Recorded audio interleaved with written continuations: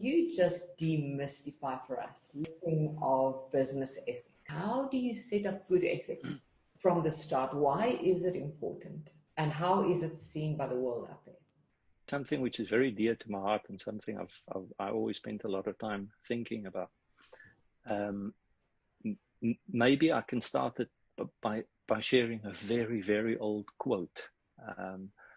One of the founders of economic theory, a lot of you would have learned about this gentleman, is a guy called Adam Smith. And Adam Smith said some controversial things in his life, and a lot of it's very true.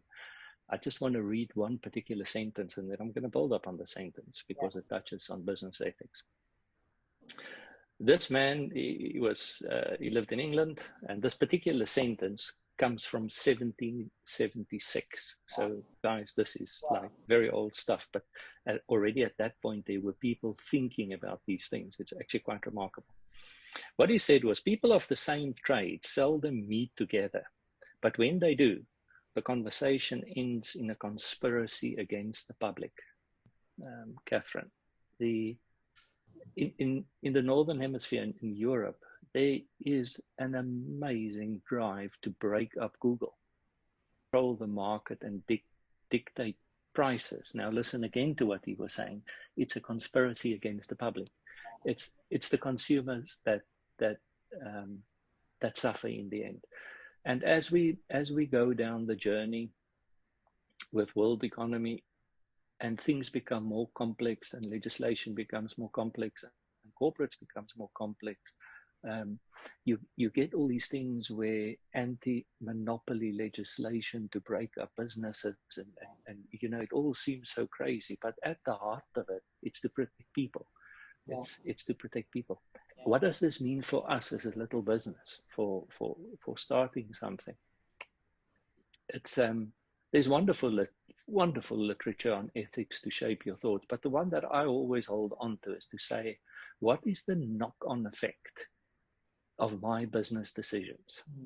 When I was at university, and I mean, you can see by my receding hairline, that was quite a few years ago,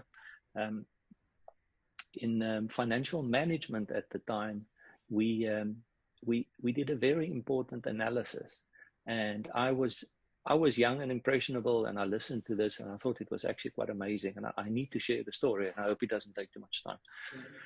It was about a particular very big retail group in South Africa. As I tell the story, you will know who they are. The analysis was a balance sheet analysis. The hypothesis was, this is a retailer that are selling products very cheaply. How can they be so profitable? That was the point. When you analyze the balance sheet, what they were doing is, because it's a retailer, they only sell for cash. So they get their money in on day number one, but their suppliers are sometimes paid 90 days, 120 days. So they are sitting on 90 or 120 days of somebody else's cash. They invest that cash and they make interest on it. So the real profitability of the food retailer, the bulk of it, wasn't gross profit from selling a tin of fish. It was interest income. Beautiful story for a student to understand, and how can financial engineering build a business? And we were also excited. Then I started doing venture capital 15 years ago in my life with Knife Capital.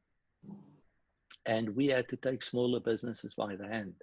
And the smaller businesses got very excited when they landed a big retailer as a client. It was their moment of glory.